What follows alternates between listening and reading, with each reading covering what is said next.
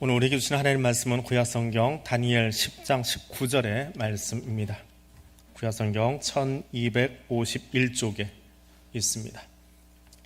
다니엘 10장 19절 말씀 제가 읽어드리겠습니다. 이르되 큰 은총을 받은 사람이여 두려워하지 말라. 평안하라. 강건하라. 강건하라. 그가 이같이 내게 말하매 내가 곧 힘이 나서 이르되 내 주께서 나를 강건하게 하셨사오니 말씀하옵소서. 아멘. 중국 전국 시대에 오나라의 전략가인 손무가 쓴 손자라고 하는 병법서가 있습니다. 군사에 관한 것만이 아니라 국가 경영에 관한 여러 가지 이야기를 담고 있는 책이다라고 평가를 합니다.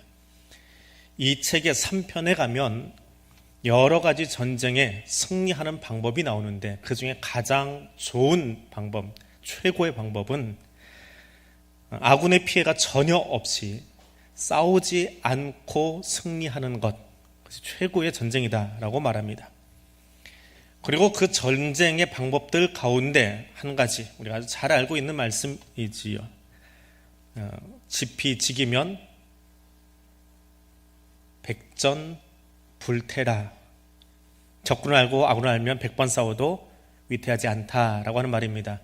우리는 지피지기면 백전백승이다 라고 알고 있는데 잘못된 말이고요. 한국 사람들이 하도 이기기를 좋아해가지고 중국 고사까지도 바꿔버린 거예요. 원래 백전백태라는 말입니다. 위태하지 않다라는 말입니다.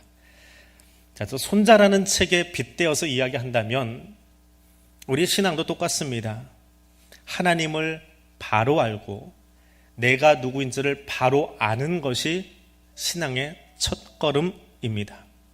그래서 저는 손자에 있는 책에다가 이렇게 바꿔보았습니다. 지신지기다. 하나님을 알고 나를 아는 것, 이것이 신앙의 제일 첫 번째 걸음입니다. 우리는 성경을 통해서 하나님이 누구신지를 알 수 있습니다. 또 그렇게 듣고 있습니다. 호세아서 2장의 말씀을 통해서 바보 같은 사랑을 하시는 하나님, 한 달 전에 우리가 들었지요. 사도행전 3장 6절에서 예수의 성품을 갖도록 베드로를 바꾸셔서 세우셨던 그 하나님, 이사야서 55장의 말씀을 가지고 다름을 넘어서 화목하게 하려고 오신 하나님, 그리고 지난 주간은 요한 1서의 말씀을 통해서 우리들의 사귐을 통해서 성도의 교제를 통해서 하나님을 세상에 보여주고 계시는, 하나님이 직접 보이시는 것이 아니라 우리의 사귐을 통해서 보여주시는 그 하나님을 만나보았습니다. 오늘은 어루만진다라고 하는 단어를 가지고 하나님에 대한 이해를 새롭게 해보려고 합니다. 어루만진다, 성경을 보면 이 어루만진다가 여러 곳 등장을 합니다. 그런데 개역 개정 성경은 그렇게 많이 이 단어를 쓰지 않습니다. 좀 가볍게 느껴졌을까요? 개역 개정판 성경은 정적인 성경이 아니에요. 굉장히 딱딱합니다. 성경 자체가, 번역 자체가 딱딱하다는 거예요. 성경 말씀 자체가 딱딱한 게 아니고 번역에 사용한 글자가 왠지 좀 근엄합니다. 그래서 부드러운 말투가 없어요. 아이들하고 같이 읽으려면 이 성경보다는 새번역 성경이나 현대인의 성경을 읽으면 훨씬 더 수월합니다. 거기는 부드러운 단어를 참 많이 사용하고 있어요. 그래서 이 개역 개정판 성경은 어루만진다라고 하는 단어가 몇 곳 안 나옵니다. 만지긴 만진데 뭔가 좀 여성틱한 분위기, 그런 느낌이 있지요. 그런데 이 시간 그 어루만짐의 하나님, 어루만지시는 하나님이 여기에 찾아오셔서 저와 여러분을 그렇게 만져주시기를 원합니다. 첫 번째 어루만짐은 하나님 만지시면 부러집니다. 조금 다르죠, 느낌이. 어루만진다, 뭔가 좀 어린아이를 데리고 살살 보는 것 같은데 하나님 만지면 부러집니다. 성경의 용례를 찾아보면 이 어루만진다라고 하는 단어가 구약 성경은 150번 등장합니다. 근데 그 150번 중에 하나님이 주인공이 된 것도 있고 사람이 주인공이 된 것이 있습니다. 사람이 주인이 되면 꼭 엉뚱한 걸 합니다. 주로 우상 숭배에 관한 이야기를 다룰 때 사용합니다. 근데 하나님이 만지시면 특별한 역사가 나타나는데 그 첫 번째 단어 등장하는 곳이 야곱과 씨름하는 장면입니다. 삿발을 잡은 천사가 야곱을 어루만진 장면이 나옵니다. 야곱은 홀로 남았더니 어떤 사람이 날이 새도록 야곱과 씨름하다가 자기가 이기지 못함을 보고 그가 야곱의 허벅지 관절을 치매 야곱의 허벅지 관절이 씨름할 때에 어긋났더라. 고향으로 돌아가고 있던 야곱이 자신을 팥죽으로 속여서 장자권을 빼앗은 형과 만나는 장면이 등장을 합니다. 근데 형인 에서가 그냥 나오는 것이 아니라 사병, 군사 400을 데리고 나온다라는 이야기를 듣고 두려움이 가득해집니다. 형이 아직도 나에 대한 노여움이 사라지지 않았구나. 그럼 사람은 두려워지면 평상시 자기가 하던 행동을 합니다. 그냥 본능적으로 나오는 거예요. 자기 습관대로. 어려서부터 만드는 습관이 하나 있어요. 야곱의 습관은 뭐예요? 잔머리 쓰는 겁니다. 얍삽하게 오는 거예요. 이번에도 야곱은 딱 그렇게 합니다. 제일 앞에 예물을 먼저 보내고 자기 식구와 식솔들을 여러 팀으로 나누어서 한 팀씩 형을 만나게 합니다. 형이 화가 나서 앞팀을 죽이면 그 다음 팀 누구로 칠래나? 그 제일 마지막에 자기 아내와 아이들 놔두고 자기 뒤에 섰다가 안 되면 도망가면 돼요. 이 얍삽한 행동을 취합니다. 그런데 그렇게 예물도 보내고 팀을 나누어서 뒤에 섰는데 그럼에도 불구하고 내 안에는 두려움이 가시질 않아요. 도무지 형에 대한 두려움이 가시질 않는 거예요. 그래서 야복 강가에서 마지막으로 제일 마지막에 쓴 게 누굴까요? 자기 앞에 아내와 아이들을 강 저편으로 보내고 자기는 여기 남아서 하나님과 씨름을 합니다. 죽기 아니면 살기로 붙들고 늘어집니다. 그랬더니 어떤 사람이라고 번역되어진 그 존재가 야곱의 허벅지를 만졌다. 개역 개정판 성경은 쳤다라고 번역을 합니다. 근데 이 단어는 어루만진다라고 다른 곳에서 번역되어진 단어와 같은 단어를 사용합니다. 성경에 이 단어가 150번 쓰였는데 개역 개정판에는 어루만진다가 10손가락에도 안 들어와요. 그렇게 번역을 안 합니다. 여기서는 친다라고 번역을 했습니다. 만진다, 닿았다, 때리다, 치다 이런 여러 가지 의미가 있는데 이곳은 그렇게 썼어요. 씨름을 하고 있는데 삿발 붙잡고 상대방을 붙잡고 있는데 씨름하다 말고 어루만진다 이 느낌이 안 오잖아요. 그러니까 개역개정 성경을 번역하시는 분들이 삿발을 잡고 있다가 단어는 히브리어 단어는 어루만진다 만진다인데 그거를 싸우고 있는 중이니까 쳤다라고 번역을 해버린 거예요. 자, 그럼 다시 한번 생각해 보십시오. 하나님 혹은 하나님이 보낸 존재가 사람을 만지면 하나님의 사람을 만지면 그 사람이 어떻게 되겠습니까? 나만 알까요? 우리와 씨름해서 견줄 만한 사람, 내가 감당할 만한 존재가 그 사람에게느냐라고 하는 거지요. 예능 프로에서 강호동하고 이만기가 삿발을 붙잡고 오랜만에 한번 경기를 벌인 적이 있습니다. 근데 우리는 잡았다면 힘 있는 사람 홀딱 갖다 넘겨버리잖아요. 근데 두 사람은 잡고 가만히 있어요. TV 속에서는 몇 초밖에 안 되는데 자막에는 벌써 붙잡고 있은 지가 한 10여 분이 흘렀습니다. 가만히 있는 게 아니지요. 힘으로 상대방을 좀 밀어붙이고 있는 거예요. 좀 있다가 땀을 빠질빠질 흘러나오면 우리는 예능이니까 쇼한다 그러는데 실제로 이 사람들은 힘겨루기를 하고 있는 겁니다. 근데 강호동하고 이만기나 되니까 그러하지 내가 강호동을 붙잡고 있으면 어떻게 될까요?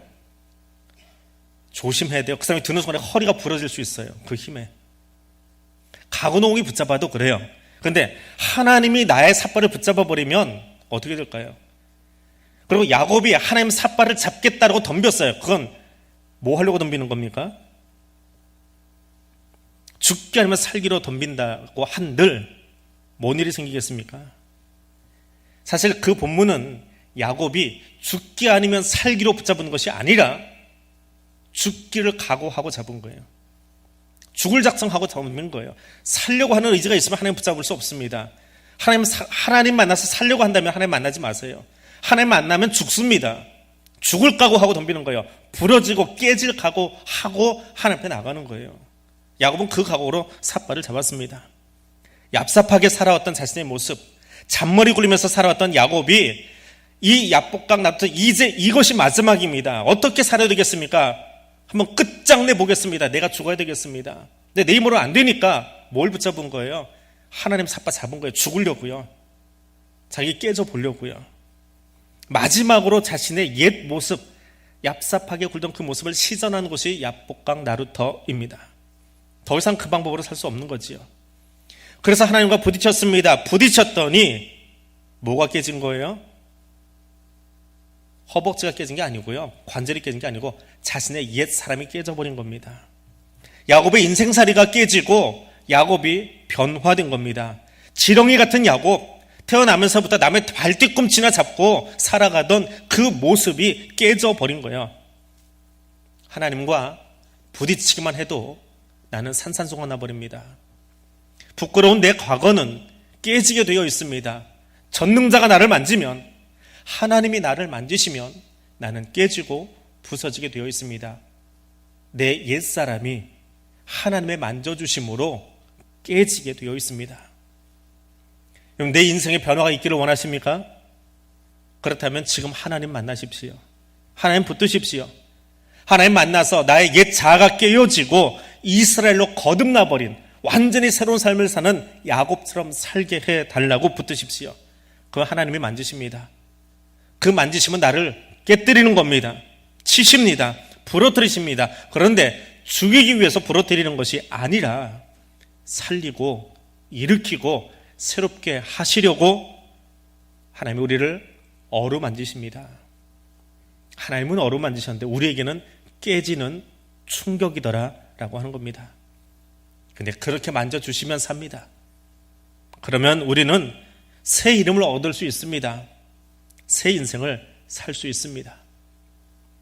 우리를 창조하신 하나님, 그 하나님께서 이 시간 여기 오셔서 여러분 한 사람 한 사람을 만져주시고 주 안에서 새로운 사람으로 거듭나도록 이끌어 주시기를 원합니다. 두 번째로 죄를 용서하기 위해서 어루만지시는 하나님을 우리는 성경에서 만날 수 있습니다. 이 장면은 이사야서의 소명받는 장면을 가면 아주 명확하게 볼 수 있습니다. 우시야 왕이 죽던 해에 이사야가 소명을 받습니다. 우시야는 남유다의 10번째 왕입니다. 근데 그 아버지는 북이스라엘과 남유다로 나뉘어져 있을 때에 남쪽의 왕이었던 이 아버지가 북이스라엘과 싸웠다가 대패해버립니다. 그리고 그 패전으로 인해서 남유다가 북쪽의 속국과 같은 처지로 바뀌어버립니다. 대등한 개념의 남북한이 아니고 속국의 개념으로 바뀌어버렸어요. 그리고 그 화병 때문에 아버지가 돌아가시고 나서 어린 나이에 우시야가 왕이 됩니다. 10대 왕이 돼요. 나라는 기울었고 속국이고 거기에 10대 왕이 뭘 할 수 있겠습니까? 그런데 이 왕이요 52년을 그 땅을 치리합니다. 굉장히 장수한 왕이에요. 오랫동안 치리했어요. 그리고 그 52년 동안에 나라를 정말 부강하게 만들어요. 견고하게 기틀을 잡습니다. 외곽성을 쌓고요. 주변 나라들과 어깨를 견딜 수 있을 만큼 유다의 국력을 끌어올려 놓습니다. 10대 초창기에 집권 초창기에 기반을 잡았다면 진짜는 50년 한 30년 최소한 한 세대는 정말 멋진 우리나라 정말 괜찮은 나라야 하고 누리면서 살았겠지요. 그러다가 왕이 죽습니다. 그럼 백성들의 마음속에는 어떤 생각이 들까요? 기강을 세워주고 번영의 시간을 주도했던 왕이 죽고 나서 이제는 안팎으로 혼란스러워집니다.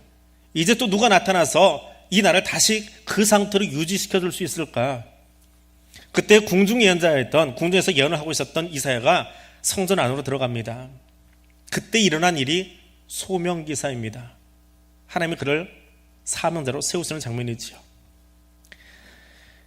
자, 혼란과 어려움이 가득하던 그때에 예언자가 혹은 선지자 혹은 목사가 하나님 전에 들어갔습니다. 거기서 환상을 바라봅니다. 무엇을 들으면 좋을까요? 어떤 이야기를 들으면 어떤 말씀을 받으면 좋을까요?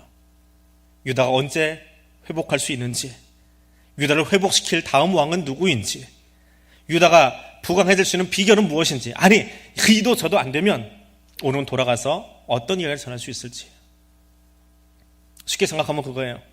아직도 코로나 때문에 우리가 자유롭게 만나지 못하고 마스크 쓰고 줄 맞춰서 이렇게 예배 드리고 있습니다. 토요일 날 여러분을 생각하면서 이민족을 생각하면서 말씀을 붙들고 묵상을 합니다. 하나님 내일은 어떤 말씀을 전할까요? 마음속에는 크게 가득해요. 축복하고 좀 신나게 만들어주고 웃고 나갈 수 있으면 좋겠다. 근데 하나님이 메시지를 주시는데 어떤 메시지를 주세요?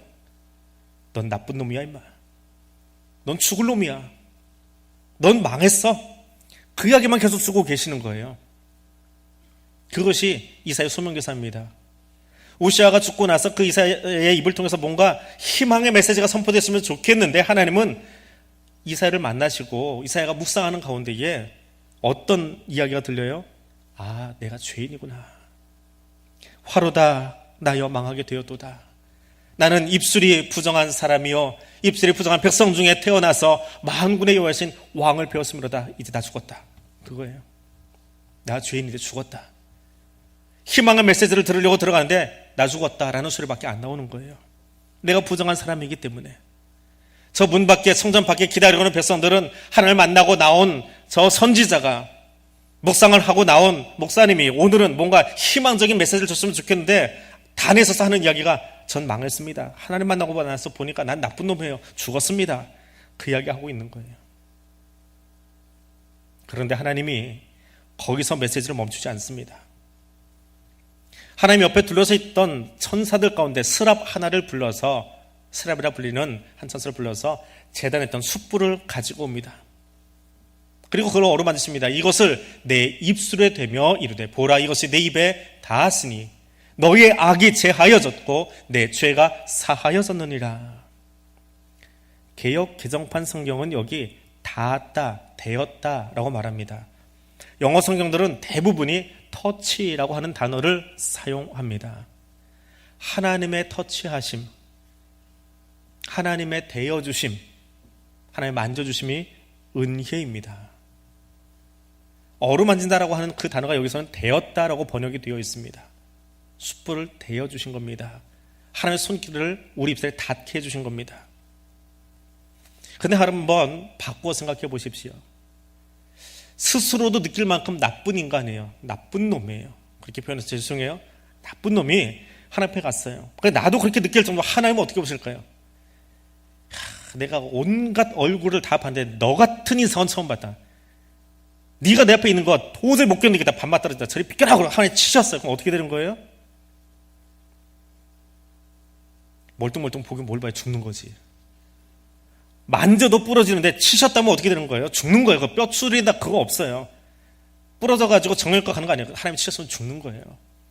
내가 죄인다라고 느낄 정도로 이사야가 지금 난리가 났어요. 근데 하나님이 그를 만지셨어요. 야곱의 말로 하면 치셨어요. 때렸어요. 그런 박살나는 게 아니라 존재 자체가 소멸되는 거예요. 그런데 하나님은 이사야를 그 죄인을 만져주십니다. 부드럽게 만져주십니다. 죄로 말미암아 고민하고 하나님의 말씀대로 살지 못했던 마른 예언자인데, 마른 목사인데, 마른 장로인데, 마른 그리스도인인데 그렇게 살지 못했던 내 모습 때문에 하나님 앞에 섰더니 하나님이 그를 만져주세요. 그리고 앞에서 이야기했던 것처럼 번영신학에 빠져서 그저 믿으면 잘 되고 잘 먹고 부강하고 튼튼하고 잃어버린 거 되찾고 그것만 생각하고 성전에 나왔던 사람들에게 하나님 떠난 것이 죄악이고 하나님 잊어버린 것이 죄악인데 그것을 깨닫고 고백했더니 하나님 손을 대어주십니다. 밀어내는 것이 아니라 죽이시는 것이 아니라 죄를 씻어주십니다. 용서해 주십니다. 그리고 우리에게 말씀하십니다. 오라 우리가 서로 변론하자. 너희 죄가 주홍 같을지라도 눈과 같이 희어질 것이요 진홍같이 붉을지라도 양털같이 되리라. 하나님은 저와 여러분의 죄를 용서하기 위해서 만져주십니다. 하나님의 용서의 손길, 우리의 죄를 씻기기 위해서 십자가에서 피 흘리셨던 그 피 묻은 손으로 오늘 저와 여러분을 만지셔서 우리를 용서해 주시는 그 용서의 경험을, 용서의 은혜를 가슴으로 담고 돌아가는 시간 되실 수 있기를 축복해 드립니다. 세 번째로 하나님의 만져주심은 강건케 해주시는 은혜입니다. 하나님 만져주시는 진짜 목적은 이것입니다. 때로는 치시기도 하고 때로는 어루만지시기도 하는데 왜 그렇게 하실까요? 강건케 하시려고요. 우리 하나님은 저 높고 높은 곳, 지고지순한 곳에서 우리를 내려다보시기만 하는 하나님 아닙니다. 저 높은 곳에서 얘들아 너 이렇게 살아라, 그렇게 안 살면 안 돼, 그거 나쁜 거야, 그렇게 명령만 하시는 하나님 아닙니다. 이사야를 통해서 이렇게 말씀하십니다. 네가 배에서 나무로부터 내게 안겼고 어머니의 태에서 나올 때부터 내 품에 안겨 있었고 너희가 노년이 되어질 때에도 내가 그렇게 할 것이고 너희가 백발이 되어서도 내가 너희를 품을 것이야. 내가 너를 창조하여 지었은즉 내가 너를 안고 품고 어려운 일이 있으면 거기서 구하여 낼 거야. 이게 하나님, 우리 하나님이십니다. 말씀을 들으려고 찾아온 어린아이들을 품에 안으시고 그들의 머리 위에 손을 얹고 축복하시는 예수 그리스도를 우리는 신약에서 만나볼 수 있습니다.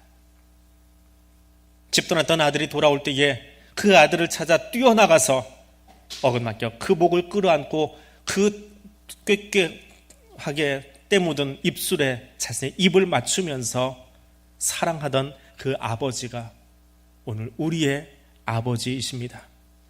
사람은 태어나면서부터 죽을 때까지 만남을 필요로 하는 존재, 안기는 존재, 서로 접촉하며 사랑을 느끼는 존재, 관계의 존재입니다. 결코 홀로 존재할 수 없습니다.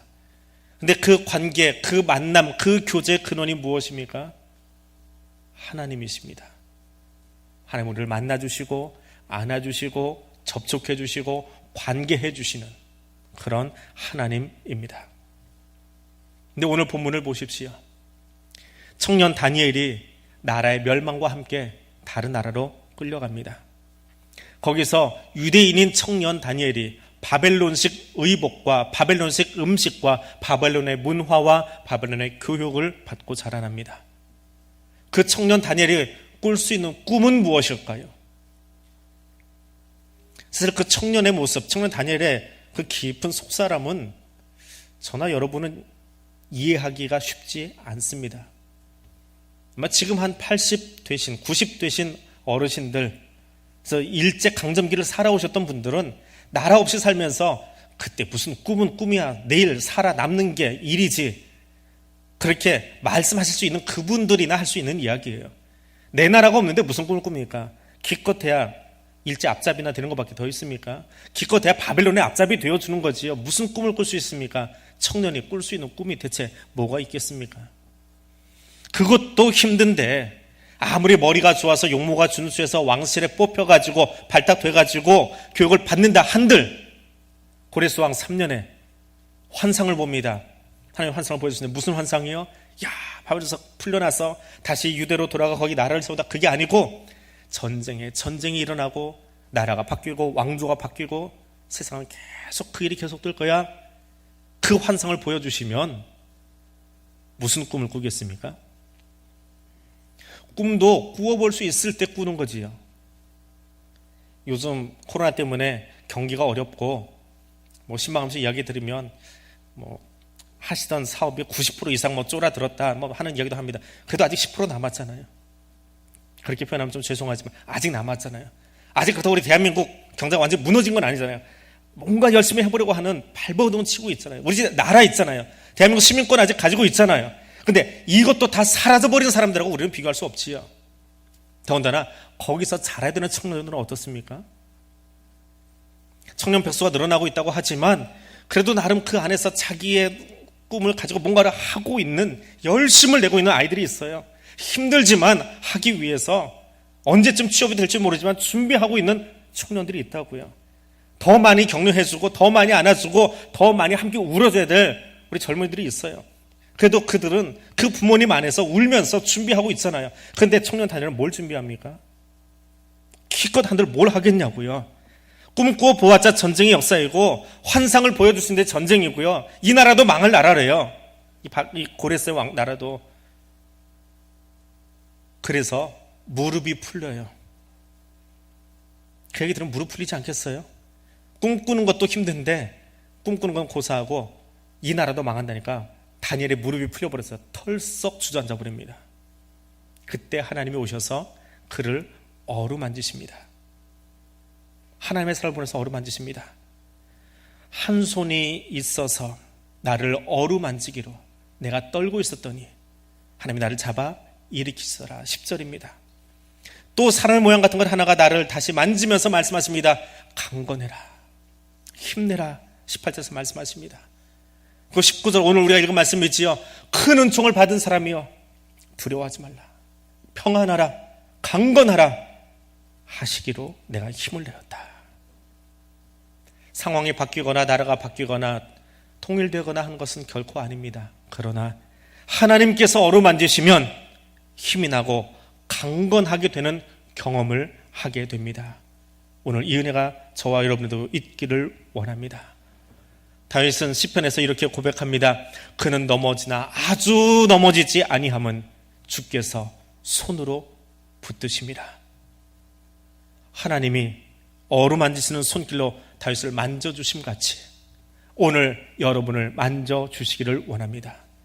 자기의 백성을 잊어버리고 싶지 않아서 손바닥에 우리의 이름을 쓰시고 날마다 그 손바닥 보시며 아무개야 아무개야 기억하시는 하나님이 그 손으로 오늘 여러분을 찾아오셔서 여러분의 어깨를 만져주시고 허전한 우리의 마음을 만져주시고 우리 아픈 삶을 만져주셔서 그 자리에서 일어설 수 있도록 강건해지도록 은혜 베풀어 주시기를 원합니다.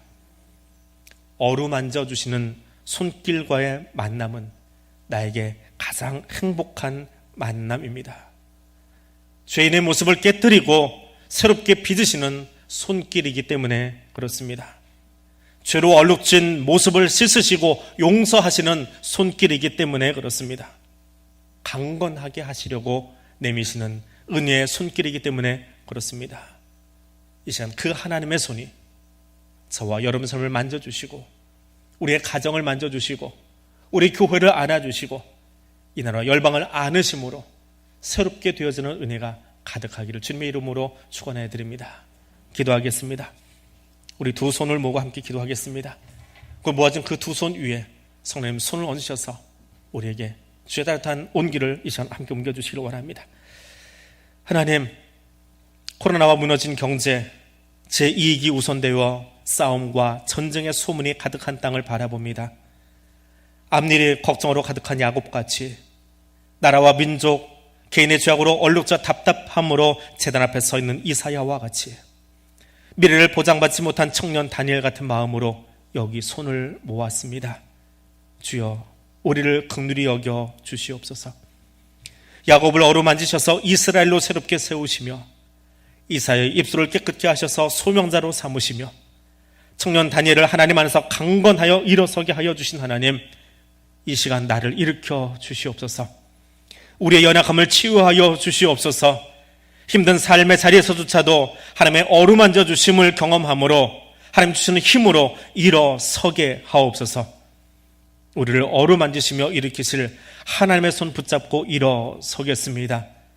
성령 하나님의 임재와 동행하심 가운데에 서기를 원합니다. 예수님 이름으로 기도드립니다. 아멘.